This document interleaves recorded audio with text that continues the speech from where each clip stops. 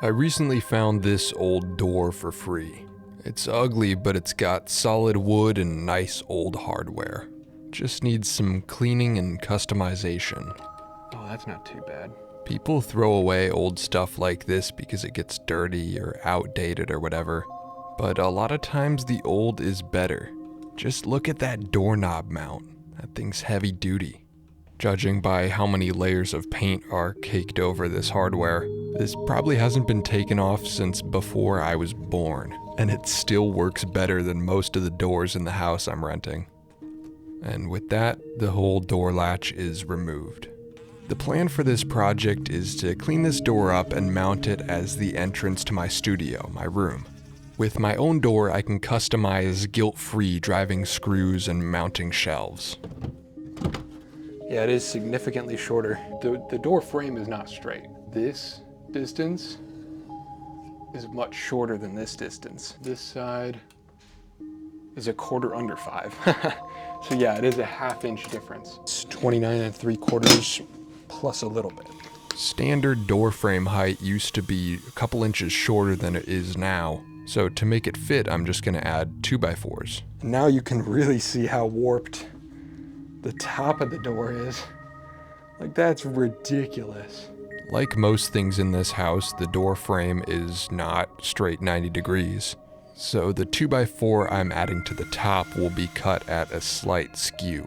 Don't really know what the proper way to clamp a cut like this would be, but I just ran it from each direction in the vise. Not optimal, but it did get the job done. Now, to fix these little extensions to the top and bottom of the door, I'm gonna need some long screws. Right now I don't have anything longer than 2 inches, so I stole some from my workbench. There was 8 of these in there, so I'm sure it'll hold together fine, getting them replaced by 2 inchers. That will do for now. One day in the middle of Evan's stream, his desk just falls apart while I harvest the last screw holding everything together. Yeah. I probably should have just bought longer screws since I'm gonna need to drill pocket holes to make these ones fit anyway.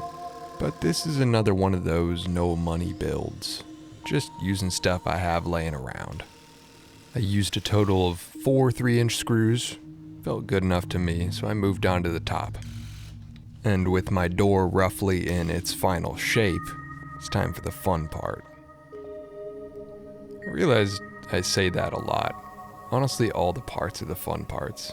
Sanding might be the most tedious stage of working with old wood, but at the same time, it's one of my favorite parts, seeing all the old layers of paint come up as you level out the surface.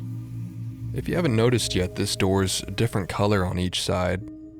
I like the orange one better. Sanding it down brought out this cream or white previous coat. I love leaving several coats of paint exposed. It's kind of an unintentional collaboration of different people throughout time. Whoever stained this door originally had no idea that was going to be working together with a cream color. Whoever painted it cream had no idea that was going to be working together with this dusty orange color. I am making no creative choices in choosing colors. I'm just revealing stuff that was already there by people that likely never met each other. I just think that's cool.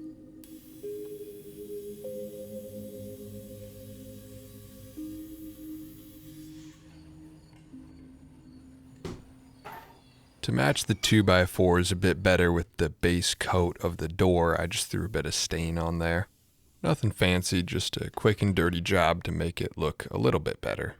And with that, it was time to put the hardware back on so I could actually mount this door up.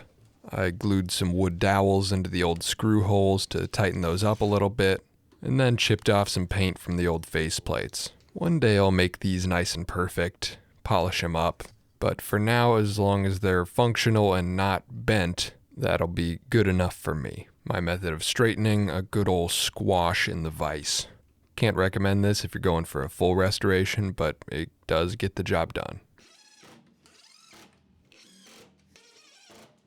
The doorknobs could use a polish too, but projects for another day.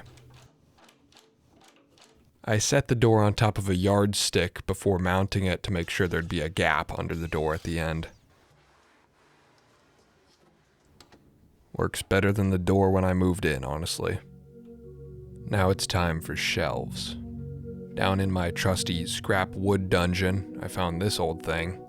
Honestly, I don't know what this is, and it's made out of terrible wood, but this is going to be kind of an experimental build.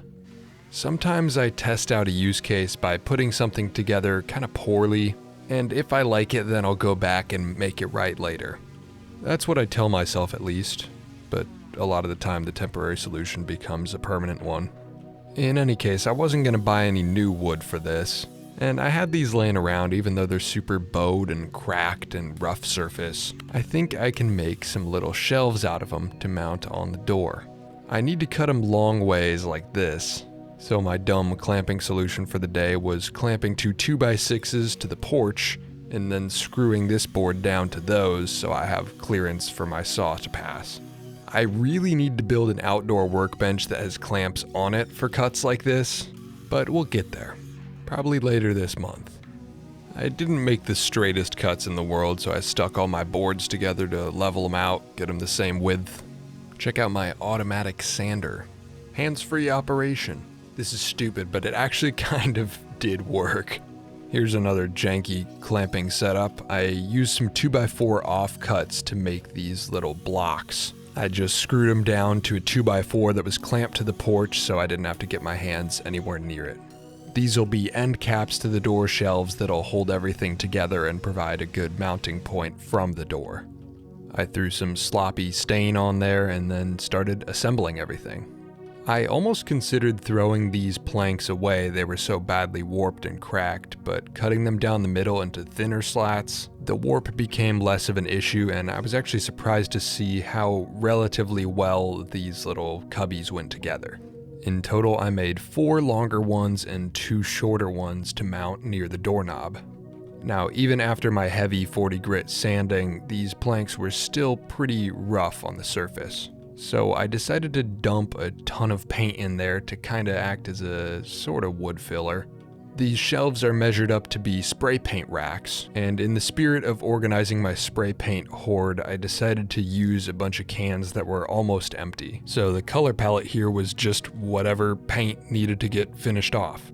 Also, please wear a respirator when you're dumping a ton of spray paint, and don't do this indoors. I had all my windows open and a fan blowing, but still kind of rough. Those coats filling all the gaps did help the surface finish quite a bit. Don't know if I loved the look, but I can always add more later. For the final assembly, I decided to use some of the longer screws that I took from the shelf I disassembled to get those boards. I pre-drilled and sent them through from the back to make it easier to hold the shelf in position while I drove the screws.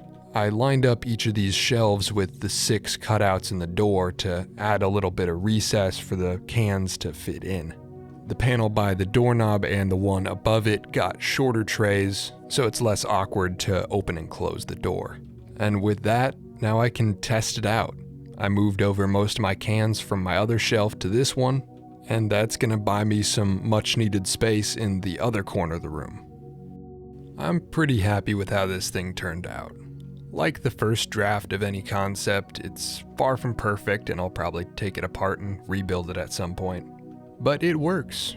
Holds a total of 44 cans, and it doesn't rattle nearly as much as I thought it would opening and closing the door. It's pretty quiet actually. I might add foam pads in the trays later to keep everything still, probably a 3rd hinge on the door since it's heavier now, but overall I'm pretty pleased with it. As usual, all the materials were free, even reused some screws on this one. And by using the door as functional shelf space, I've freed myself some room over here to build new stuff. That's it for the door customization, and that's a wrap on day 1 of Daily October. I'll be streaming tonight at 6 p.m. EST. Probably will be streaming a lot more throughout the month too. So I'll see you tonight on a live stream and tomorrow for another video. Thank you for your time.